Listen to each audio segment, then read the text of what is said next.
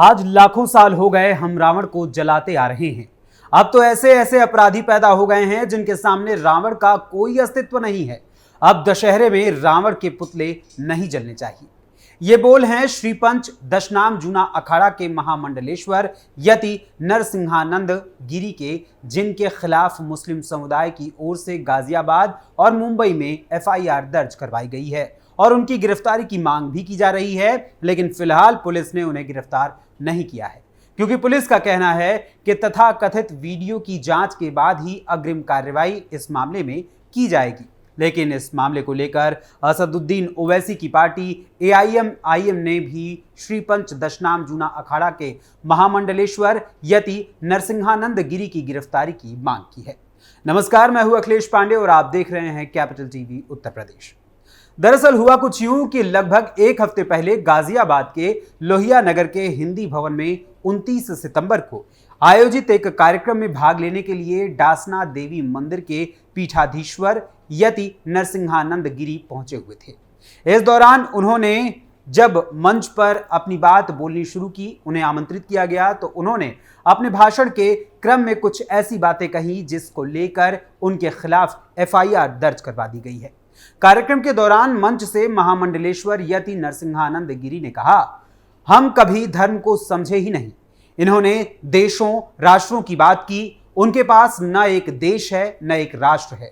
जो अपने धर्म पर अडिग रहे उनके सबके देख लो, कितने राष्ट्र और कितने देश हैं।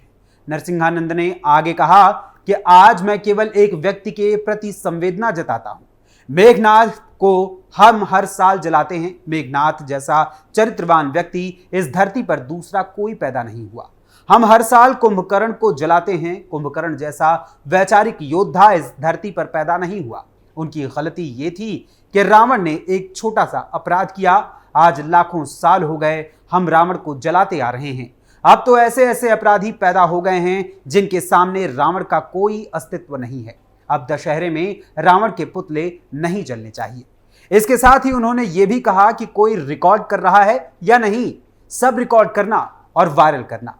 वहीं नरसिंहानंद गिरी जब मंच से बोल रहे थे तो किसी ने उनका वीडियो रिकॉर्ड भी कर लिया और उसे सोशल मीडिया पर पोस्ट भी कर दिया, जिसके बाद ये वीडियो वायरल होने लगा।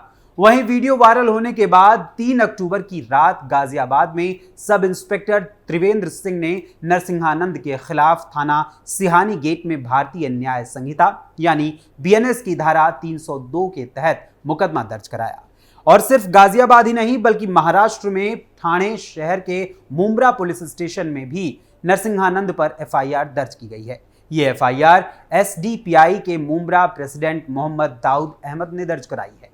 महाराष्ट्र पुलिस ने नरसिंहानंद पर बीएनएस की धारा 196, 197, 299 और 302 के तहत मुकदमा दर्ज किया है।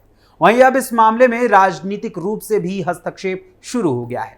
अब इस मामले को लेकर असदुद्दीन ओवैसी की पार्टी एआईएम के यूपी अध्यक्ष शौकत अली ने नरसिंहानंद को गिरफ्तार किए जाने की मांग की है। सूबे के एआईएम प्रदेश अध्यक्ष शौकत अली ने कहा कि नरसिंहानंद कई बार पैगंबर मोहम्मद के बारे में आपत्तिजनक भाषा का प्रयोग कर चुके हैं।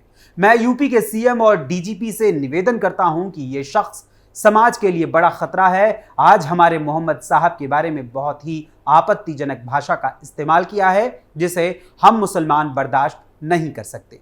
इसके अलावा उन्होंने आगे कहा कि हमारे पैगंबर मोहम्मद हमको अपनी जान से ज्यादा अजीज हैं। हम उनके लिए अपना सब कुछ कुर्बान करने के लिए तैयार हैं। मैं मुख्यमंत्री से कहना चाहूंगा कि यति नरसिंहानंद को गिरफ्तार करें, वरना हम डीजीपी कार्यालय के सामने धरना प्रदर्शन करेंगे। प्रयागराज में नरसिंहानंद के बयान के बाद एआईएम ने बैठक भी की। एआईएम प्रवक्ता अफसर महमूद ने कहा कि अगर कार्रवाई नहीं हुई तो आंदोलन करेंगे। इसका जिम्मेदार यूपी होगा। हम यूपी के मुस्लिमों से शांति बनाए रखने की अपील कर रहे हैं, लेकिन अगर कार्रवाई नहीं हुई तो फिर आंदोलन करेंगे। यानी देखा जाए तो एक तरफ जहां नरसिंहानंद ने अपना बयान दिया तो वहीं दूसरी तरफ इसको लेकर एआईएम प्रवक्ता की ओर से भी जो बयान दिया जा रहा है उसमें भी किसी साजिश की बू आ रही है। हालांकि आपको बता दूं कि नरसिंहानंद का ये बयान कोई पहला बयान नहीं है जिसको लेकर विवाद खड़ा हुआ हो। इसके अलावा भी उन्होंने कुछ और भी बयान दिए हैं जिसको लेकर विवाद पहले भी हो चुके हैं। उनके कुछ विवादित बयानों की अगर हम चर्चा करें तो उनमें आपको बता दें कि नरसिंहानंद ने इससे पहले भी यह बयान दिया था कि जिहाद कैंसर की तरह फैल रहा है, हिंदू अपनी रक्षा के लिए ज्यादा से ज्यादा बच्चे पैदा करें। इसके अतिरिक्त नरसिंहानंद ने अगला बयान दिया था कि मौलाना कहते हैं कि अगर मोहम्मद के बारे में बोला तो सिर काट देंगे। ये भय हिंदू अपने दिमाग से निकाल लें। अगर मोहम्मद का सच इस दुनिया के मुसलमान को पता चल जाए तो मुसलमान को अपने मुसलमान होने पर शर्म आएगी। वहीं इसके साथ ही नरसिंहानंद ने आगे कहा था कि मुसलमान का सबसे बड़ा फर्ज है कि जो भी मोहम्मद ने किया था हर मुसलमान वही काम करे। अगर मुसलमान वही काम करता है तो ये दुनिया के लिए बहुत खतरनाक होगा। वहीं अगला भाषण नरसिंहानंद ने जो दिया था वो ये था कि देश के बंटवारे की नींव एएमयू में रखी गई है, जिहादी मानसिकता वाले ऐसे संस्थानों को नष्ट कर देना चाहिए। अब यहां आपको बता दूं कि आखिर जिन श्रीपंच दशनाम जूना अखाड़ा के महामंडलेश्वर यति नरसिंहानंद गिरी के बयान पर इतना विवाद छिड़ा हुआ है वो आखिर कौन है और उनका असली नाम क्या है। दरअसल यति नरसिंहानंद का असली नाम दीपक त्यागी है। वो सूबे के मेरठ जिले के रहने वाले हैं। यति के मुताबिक हापुड़ के चौधरी ताराचंद इंटर कॉलेज से शुरुआती पढ़ाई करके वे 1989 में केमिकल टेक्नोलॉजी की डिग्री लेने मॉस्को चले गए थे। 1994 में उन्होंने डिग्री हासिल की और 1997 में भारत लौट आए। भारत लौटने से पहले दीपक त्यागी ने मॉस्को में ही इंजीनियर के तौर पर नौकरी की। 1997 में मां के बीमार होने की वजह से उन्हें भारत लौटना पड़ा था। फिर साल 1998 में यति की मुलाकात भाजपा नेता बीएल शर्मा से हुई और इसके बाद उनका पूरा जीवन पूरी तरीके से बदल गया। घरेलू जीवन से संन्यास लेकर दीपक त्यागी ने अपना नाम बदलकर दीपेंद्र नारायण सिंह रखा। बाद में वो यति नरसिंहानंद गिरी हो गए। साल 2007 से यति गाजियाबाद में डासना देवी मंदिर के पीठाधीश्वर हैं। फिलहाल हिंदुओं के सबसे बड़े संप्रदाय जूना अखाड़ा के महामंडलेश्वर हैं। गाजियाबाद के शिव शक्ति धाम डासना मंदिर के यति नरसिंहानंद सरस्वती महंत हैं और पूर्व बीजेपी सांसद बीएल शर्मा को वो अपना गुरु मानते हैं। ऐसा बताया जाता है कि यति अखिल भारतीय संत परिषद के राष्ट्रीय संयोजक भी हैं। यति समाजवादी पार्टी से भी जुड़ चुके हैं। वो हिंदू स्वाभिमान नामक एक संस्था भी चलाते हैं। हिंदू युवाओं के साथ ही बच्चों को आत्मरक्षा के प्रशिक्षण के लिए यति धर्म सेना का भी गठन कर चुके हैं। यदि देखें तो आज हिंदू अथवा मुस्लिम पक्ष को लेकर दोनों ही तरफ से बयानबाजियां की जा रही हैं। कभी कोई चर्चा में बने रहने के लिए ऐसी बयानबाजियां करता है तो कोई व्यक्तिगत स्वार्थ के लिए तो कोई राजनीतिक स्वार्थ के लिए बयानों को समाज के मध्य रखता है। लेकिन ऐसे भाषण चाहे किसी भी पक्ष से दिए जाएं, किंतु जब ये किसी की भावनाओं को आहत करते हों तो सर्वथा अनुचित होते हैं।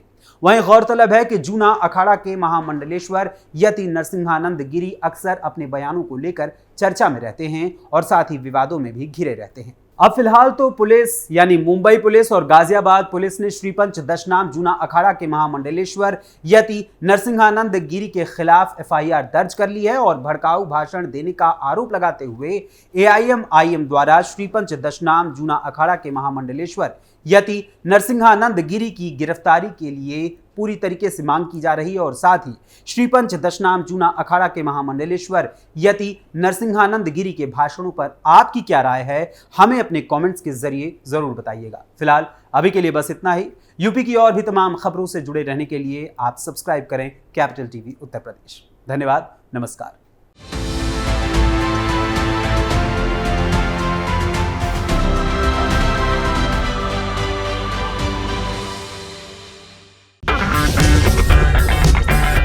अगर आपको हमारा वीडियो पसंद आया हो तो इसे लाइक करें, हमारे चैनल को सब्सक्राइब करें और हाँ, बेल आइकन दबाना ना भूलें ताकि आप तक हमारे वीडियो की नोटिफिकेशन पहुंचती रहे।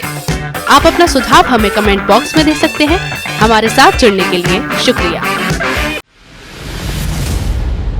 मैं राजनीति करता नहीं पर राजनीति को बहुत गहरे तक समझता हूं। मैं लोगों के बीच रहता हूं, लोगों के मन को अच्छे से जानता हूं।